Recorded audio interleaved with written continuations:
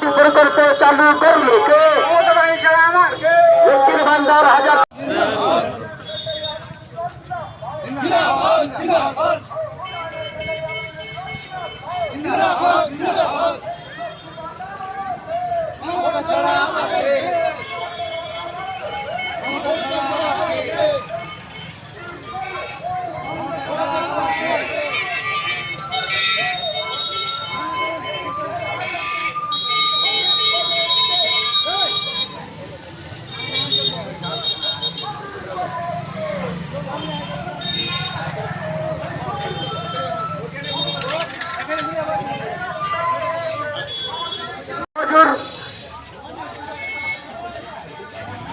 তৃণমূল কংগ্রেস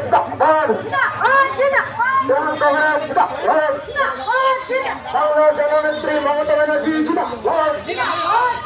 বাংলার জননেত্রী মমতা ব্যানার্জি অন্তর্গতের উন্নয়নের কান্ডারি আমিরুল ইসলাম অন্তর্গতের উন্নয়নের কান্ডারি আমিরুল ইসলাম অন্তর্গতের তৃণমূল কংগ্রেস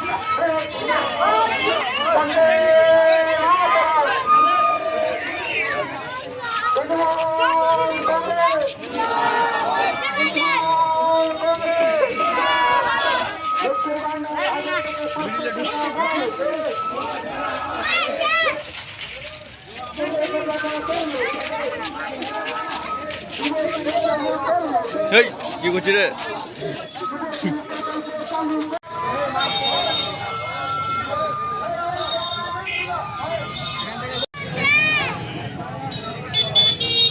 তৃণমূল কংগ্রেস জিন্দাবাদ।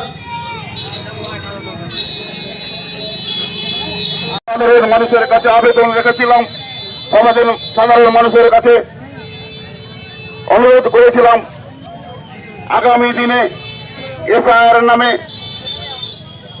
বিভিন্ন রকম কাগজপত্র দরকার হবে। আপনারা আগামী দিনে কাগজপত্র তৈরি করে রেডি থাকবেন। সেই সময়কালে আমাদের এখানকার তৃণমূল বিরোধী শক্তি সিপিএম কংগ্রেস তারা এলাকায় প্রচার করতে বেরিয়েছিল যে কোনো কাগজপত্র লাগবে না, কোনো এসআইআর এর হিয়ারিং হবে না। সাধারণ মানুষকে বিভ্রান্ত করছিল যে তৃণমূল কংগ্রেস ভোটের জন্য এটা রাজনীতি করছে, এসআইআর নিয়ে কোনো অসুবিধা নাই।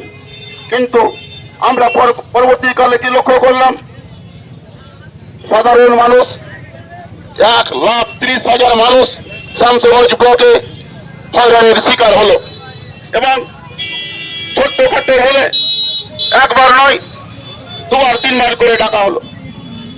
আমাদের মুখ্যমন্ত্রী, আমাদের সর্বময় নেত্রী মমতা ব্যানার্জি সাধারণ মানুষের দাবি দাওয়া নিয়ে সুপ্রিম কোর্টে লড়াই করে এলো। কিন্তু যারা তৃণমূল বিরোধী শক্তি তারা কটাক্ষ করছে যে নাটক। আমি সেই ভদ্রলোকদের কাছে অভিনয়ে নিবেদন করতে চাই, আপনারা আপনাদের দলের সিপিএম পার্টির বড় বড় উকিল ব্যারিস্টার আছে, আপনারা নাটক করে কেন এসআইআর এর বিরুদ্ধে সুপ্রিম কোর্টে লড়াই করেননি? আমি আমার বক্তব্য দীর্ঘায়িত করছি না। এবার আপনাদের সামনে সংক্ষিপ্তভাবে বলার জন্য তিনটাপুরি অঞ্চল তৃণমূল কংগ্রেসের সভাপতি শহীদুল হককে বলার জন্য অনুরোধ করছি। আমরা লক্ষ্য করলাম বাংলার মুখ্যমন্ত্রী যখন নিজেই সুপ্রিম কোর্টে দাঁড়িয়ে পড়লেন তখন বাংলার মিডিয়া নয়, ভারতবর্ষের মিডিয়া নয়, গোটা ইন্টারন্যাশনাল মিডিয়াতে প্রচার হলো যেমন একটা নেত্রী যিনি বাংলার একদিকে বিজেপি সরকার বিশেষ করে সংখ্যালঘু মানুষ এবং বাংলার প্রায় 1.5 কোটি মানুষকে বাদ দেওয়ার চক্রান্ত করছে, অন্যদিকে সিপিএম কংগ্রেস এসআইআর নিয়ে নীরব। আর একজন সিটিং এমপি ভারতবর্ষের মাটিতে এর আগে কোনো এরকম মুখ্যমন্ত্রী করেনি যে সাধারণ মানুষের সমস্যার সমাধানে একটা রাজনৈতিক দল চক্রান্ত করছে এবং তার বিরোধিতা করে একজন মুখ্যমন্ত্রী সুপ্রিম কোর্টে গিয়ে দাঁড়িয়ে পড়বেন। বাংলার মানুষ আজকে বুঝতে পারছেন যে প্রকৃত এসআইআর এর জন্য মানুষের পাশে কারা আছে। আমরা বলতে চাই আগামী দিনে বড় লড়াই মমতা বন্দ্যোপাধ্যায় আরেকটি প্রকল্প করে বাংলার মানুষকে চমক দিয়েছেন যে 21 থেকে 40 বছর পর্যন্ত যুবক মাধ্যমিক পাস উত্তীর্ণ যুবকদের তিনি বছরে 18,000 টাকা করে দেবেন। সিপিএম কংগ্রেসের নেতারা আমরা দেখছি সোশ্যাল মিডিয়ায় সমালোচনা করছে, কিন্তু শামশেরগঞ্জের রেডিও অফিসে দেখছি সকালবেলার লাইনটা হচ্ছে কিছু সিপিএম কংগ্রেসের দালালদের। তারা সাধারণ মানুষকে, গরিব মানুষ, গরিব যুবককে মিথ্যা কথা বলছে। আর ওই ফেসবুক করা সিপিএম কংগ্রেসের ওই ছাবলামো যুবক সে গিয়ে এডিও অফিসে যুবসাথীর ক্যাম্পে তার প্রথম লাইন।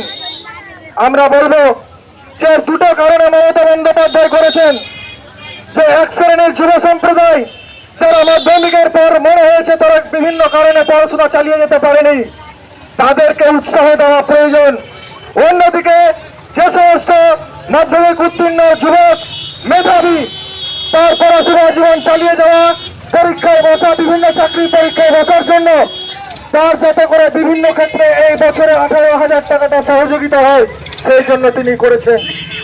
অন্যদিকে আমার বক্তব্য বলে শেষ করব যে শামশেরগঞ্জের বিধায়ক শামশেরগঞ্জের মাটিতে 400-র অধিক হাইমাস লাইট করেছেন, তারপরে রাস্তাঘাট করেছেন, প্রায় লক্ষাধিক মা বোনেরা লক্ষ্মীর ভান্ডার পাচ্ছেন। তিনি প্রতিটা ক্ষেত্রে শামশেরগঞ্জের মানুষের পাশে আছেন। 329 বেডের চাইল্ড হাব করেছেন। আগামীকাল শামশেরগঞ্জের মাটিতে নতুন ইতিহাস হতে যাচ্ছে। অন্যদিকে শিল্পপতি বা বড় লোকরা তাদের টাকা দিয়ে তারা নার্সিংহোম খুলছে, কিন্তু শামশেরগঞ্জের গৌরবধরী নেতা আমিরুল ইসলাম কালকে নার্সিংহোমের চাইতে 3 ডবল নার্সিংহোম সুন্দর বিড়ি শ্রমিকদের জন্য 100 বেডের হসপিটাল করছে। আমি এই এলাকার মানুষকে অনুরোধ করব, এই মুর্শিদাবাদ জেলায় যতগুলো নার্সিংহোম আছে তার চাইতেও সুন্দর তিনি গরিব মানুষের বিড়ি শ্রমিকদের জন্য হসপিটাল করছেন, যেখানে গেলে কোনো টাকা লাগবে না, মানুষ পরিষেবা পাবে।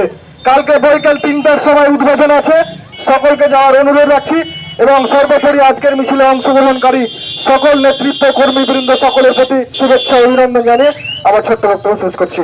আজকের মিটিং এখানেই শেষ করা হলো।